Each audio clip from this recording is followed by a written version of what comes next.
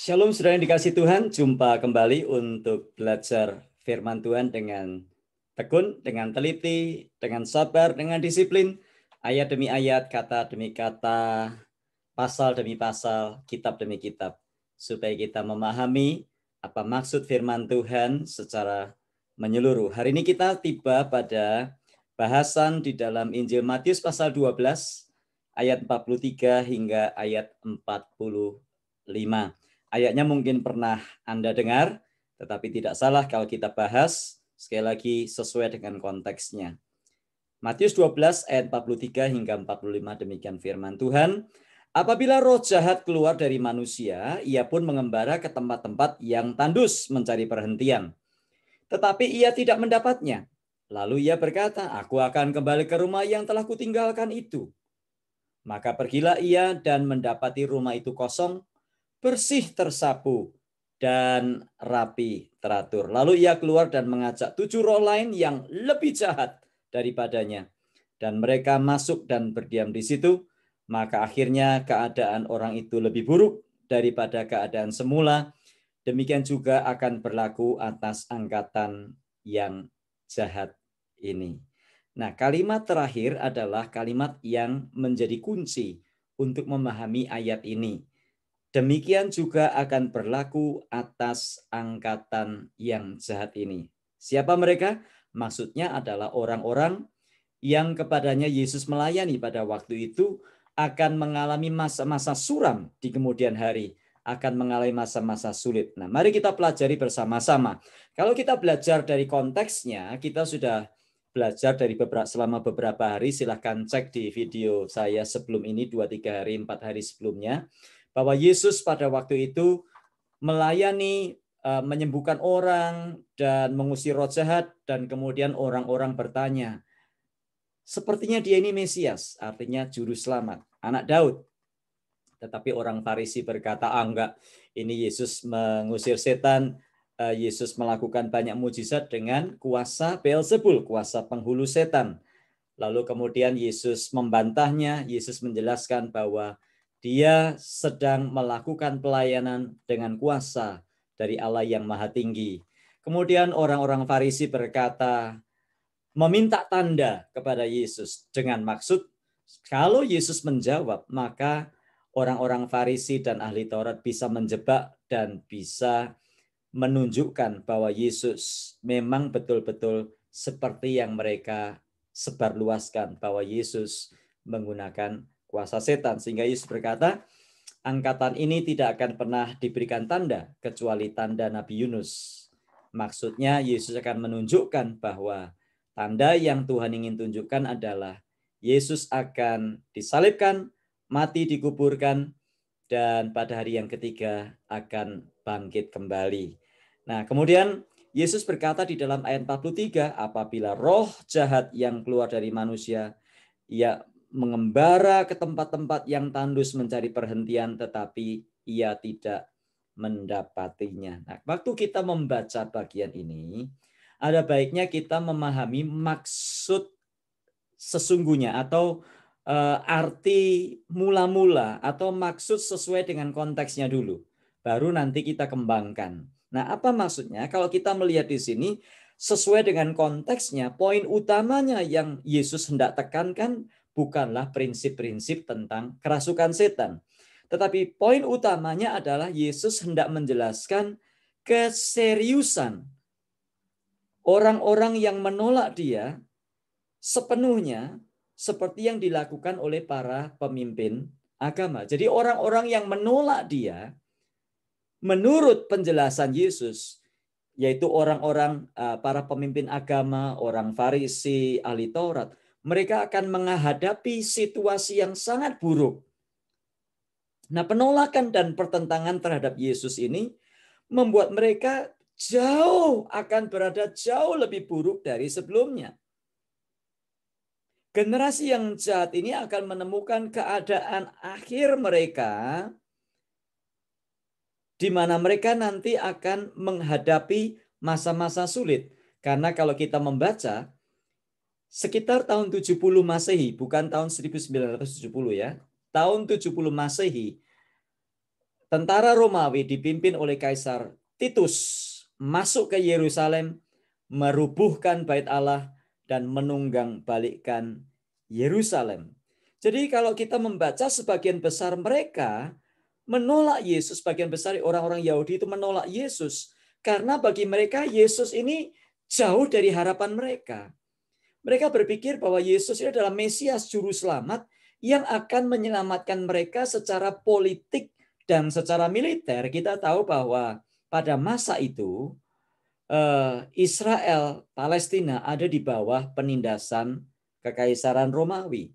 Tetapi karena Yesus tidak memenuhkan apa yang menjadi keinginan mereka, maka mereka membenci Yesus. Dan rasa haus mereka akan Mesias seperti yang ada dalam pikiran mereka sendiri, bukan menurut maunya Tuhan, tetapi menurut maunya mereka sendiri, akan membawa mereka kepada kehancuran. Dan itu terbukti. Tahun 70 Masehi mereka dihancurkan. Dan inilah yang dimaksud. Itu sebabnya tadi kalimat terakhir berkata, demikian juga akan berlaku atas angkatan yang jahat ini. Jadi Yesus menggunakan ilustrasi tentang setan, tentang roh jahat yang keluar dari manusia, mengembara, dan ia akan kembali ke manusia tadi, sehingga situasinya lebih buruk karena dia tidak sendiri. Dia mengajak 7 roh yang lain. Dan kemudian ditutup dengan kalimat, demikian juga akan berlaku atas angkatan yang jahat. Jadi maksud originalnya, maksud atau arti sesungguhnya adalah bahwa orang-orang yang kepadanya Yesus melayani pada waktu itu, termasuk Farisi, termasuk ahli Taurat, dan orang-orang yang menolak Yesus, akan menghadapi masa-masa sulit. Karena bait Allah akan dihancurkan dan Yerusalem akan ditunggang balikkan. Dan itu terjadi. Tetapi ilustrasi ini juga bisa dipakai untuk menunjukkan atau mengajarkan beberapa kebenaran yang menarik tentang kerasukan setan. Dan menunjukkan kepada kita bahwa Yesus menganggap hal itu sebagai sesuatu yang serius. Bukan dongeng dan bukan tahayul. Dikatakan apabila roh jahat atau ketika roh jahat keluar dari manusia, ia mengembara ke tempat-tempat yang tandus, mencari perhentian. Dia mencari tempat di mana dia bisa masuk ke dalamnya. Tetapi ia tidak mendapatinya. Jadi kalau kita melihat dari ayat ini, kita bisa menarik kesimpulan bahwa rupanya setan atau juga pengikut-pengikutnya ingin berdiam di dalam manusia dan mencari tempat yang kosong, mencari tempat perhentian yang kosong. Dan setiap tempat yang kosong akan dilihat secara tidak langsung sebagai undangan untuk mereka datang. Dan iblis tidak bisa diam di mana dia tidak melakukan kerusakan pada manusia. Ingat, kalau Yesus datang membawa damai sejahtera, Yohanes 10 berkata dengan jelas, pencuri datang hanya untuk mencuri, membunuh, dan membinasakan. Maksudnya si setan tadi.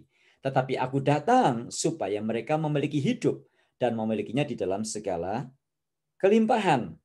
Nah, dikatakan di dalam ayat yang ke-44, lalu ia berkata, maksudnya si roh jahat tadi, aku akan kembali ke rumah yang telah kutinggalkan itu. Maka pergilah ia dan mendapati rumah itu kosong, bersih, tersapu, dan rapi teratur. Ini dikatakan di sini, aku akan kembali ke rumah yang kutinggalkan itu. Di dalam terjemahan lain dikatakan lebih indah ya penerjemahannya. Kalimatnya berkata begini, aku akan kembali ke rumahku. Rumahnya diklaim itu tadi. Jadi tempat di mana dia pernah tinggalkan, maksudnya manusia tadi di dalam ayat 43, diklaim sebagai tempat rumahnya. Aneh juga ini iblis ini. Keberaniannya sangat luar biasa. Membangun tidak pernah, membeli rumah itu juga tidak pernah, tapi dia klaim itu, dikatakan, aku akan kembali ke rumahku. Padahal sebetulnya dia tidak berhak atas rumah itu. Karena dia tidak pernah membelinya, dia tidak pernah membangunnya. Tapi itulah pekerjaan iblis. Dan kita melihat bahwa setan hanya akan mendiami seseorang jika dia menemukan orang itu kosong tanpa Yesus Kristus tinggal di dalamnya. Iblis tidak keberatan kok. Ya, rumahnya disapu, rumahnya dihias, rumahnya dibersihkan, diberi dekorasi, dihiasi macam-macam perhiasan. Enggak apa-apa. Yang penting selama hati orang itu kosong. Atau dengan kata lain, selama hati orang itu tidak ditempati oleh Yesus. Maka iblis senang sekali.